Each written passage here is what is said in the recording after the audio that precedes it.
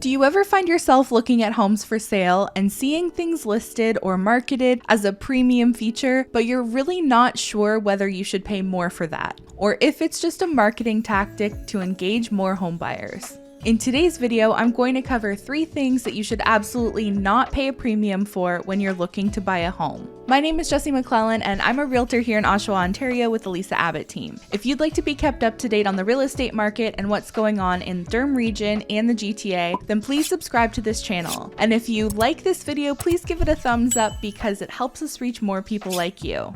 So let's jump into it. The first one on the list is corner lots. Now, I'm not saying that all corner lots are bad or that you shouldn't buy a home on a corner lot. There are definitely properties where a corner lot adds some usable space and is a positive. For example, an N-unit townhouse, that can be a great reason to be on a corner lot. You get one shared wall instead of sharing walls on both sides. And there are some cases where a corner lot also adds some space to the backyard, and that extra space may be worth it to some buyers. And some people just like the idea of only having a neighbor on one side. But I often see homes marketed as being on a premium corner lot, and they're priced at a premium when compared to other homes in the neighborhood, usually because it was sold this way to the homeowner by the builder. However, that doesn't mean it provides any extra value to you and can really just add the burden of cutting and maintaining more lawn space. You may have more yard, but if that yard is only at the side and the front of the house, it isn't actually usable space as the backyard more private space. That's not a positive for most people.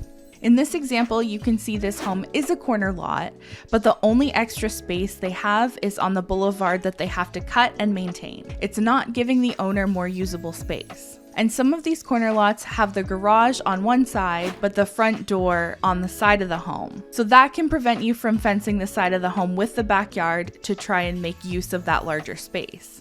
And you may run into other buyers that do not value it when it comes time to resell your home. So if it doesn't add usable space or isn't something that you value, with the understanding that others may not if and when you go to resell it, don't pay more for it. This is especially true if there's an additional sidewalk running through your yard space. Not only does it make it less usable, it's also an extra sidewalk you would have to shovel and salt in the winter. The next thing I would avoid paying a premium for is reverse pie-shaped lots. It will look beautiful from the street and can be a plus for people who love to garden, but you have a bigger front yard and it narrows the closer you get to the backyard.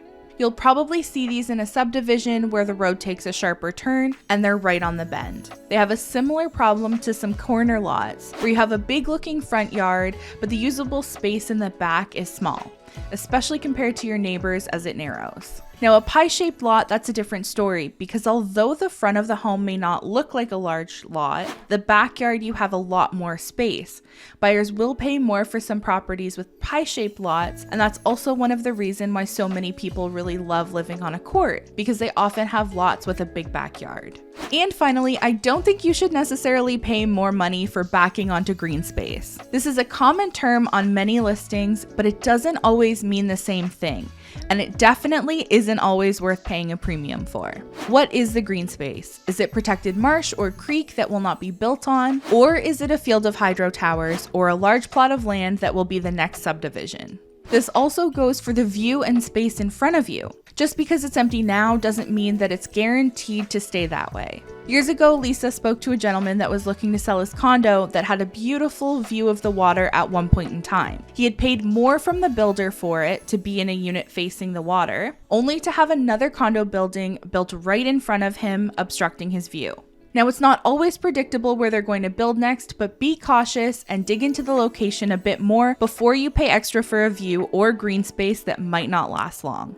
It's okay to pay more for things that the majority of the buyer pool will also see value in, or if you pay more with the understanding that you're paying that for your enjoyment. But when it comes time to sell the home in the future, others may not see the added value and may not pay more than your neighbors are selling for. Things like a ravine lot or a bungalow with a legal basement apartment or a property right on the water. Those are things that the majority of buyers see value in and will pay more to have.